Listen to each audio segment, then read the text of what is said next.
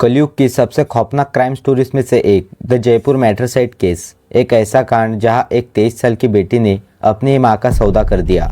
जुलाई 2024 की दोपहर जयपुर के प्रताप नगर की सड़क पर एक महिला स्कूटर से जा रही है। अचानक पीछे से एक स्कॉर्पियो कार आती है और स्पीड लगभग 130 किलोमीटर पर आवर। वो गाड़ी उन्हें बुरी तरह कुचल कर निकल जाती है।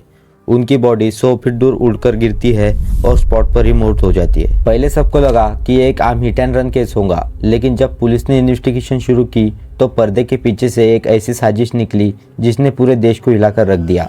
ये कोई एक्सीडेंट नहीं था दोस्तों, ये एक cold blooded pre plan murder था, जिसे किसी दुश्मन ने नहीं बल्कि उनकी अपनी सगी बेटी ने पूरे 7 लाख रुपए की सुपारी देकर करवाया था। टारगेट थी उनकी अपनी माँ। क्यों? सिर्फ एक सरकारी नौकरी और कुछ करोड़ों रुपए की प्रॉपर्टी की लालच में। नमस्कार दोस्तों, मेरा नाम है साहिल और आप देख रहे हैं एसएस अनफिल्टर। आज का केस है द जयपुर मैट्रिसाइड केस।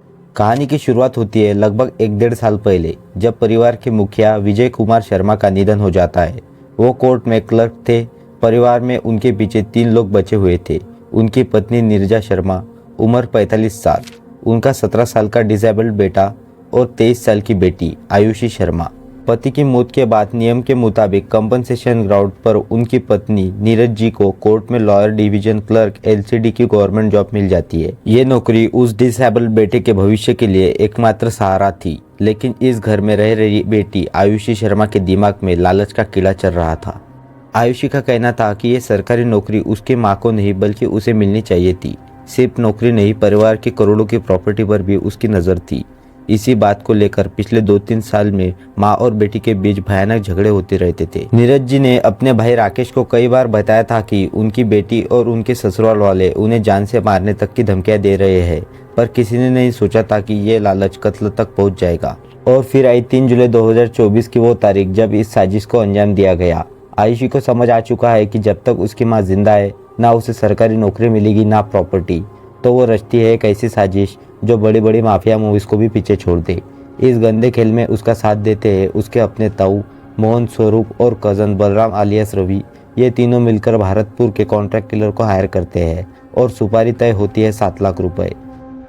प्लान कितना खौफनाक था कि इस बात से समझिए। उन्होंने 1 महीने तक नीरज जी की हर एक मूवमेंट पर सर्विलेंस रखा। एक रेंटेड थार गाड़ी से उनका पीछा किया गया, उनका पूरा रूटीन नोट किया गया। और 3 जुलाई 2026 को जैसे ही नीरज जी अपने 17 साल के डिसेबल बेटे को कोचिंग ड्रॉप करके लौट रही थी स्कूटर से, तो किलर्स ने अपनी तेज रफ्तार स्कॉर्पियो से उनको कुचल दिया। किलर वही गाड़ी छोड़कर भाग गया ताकि दुनिया को लगे ये सिर्फ एक हादसा था। किलर को लगा उन्होंने परफेक्ट क्राइम किया है, पर उन्हें जयपुर पुलिस की ताकत का अंदाजा नहीं था।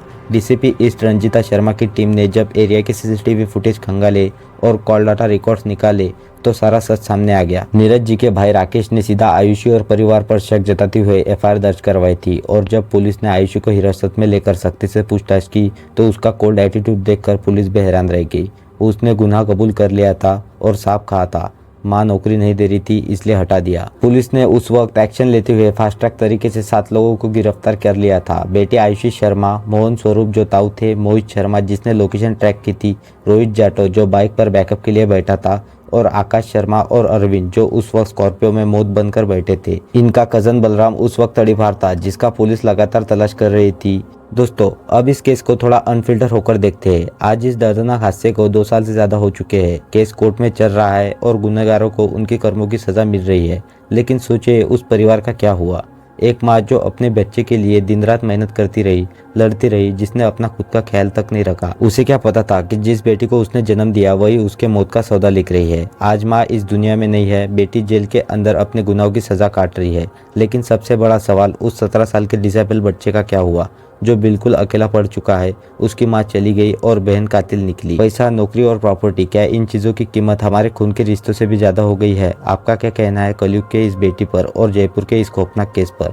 मुझे कमेंट करके जरूर बताएं। वीडियो को शेयर कीजिए ताकि लोग समझ सके लालच का अंत कितना बुरा होता है। और हाँ, एसएस अनफिल्टर को सब्सक्राइब करना मत भूलना। अपना ख्याल रखिए, परिवार के साथ वक्त बिताएं। जय हिंद, मिलते हैं अगले वीडियो में। Take care.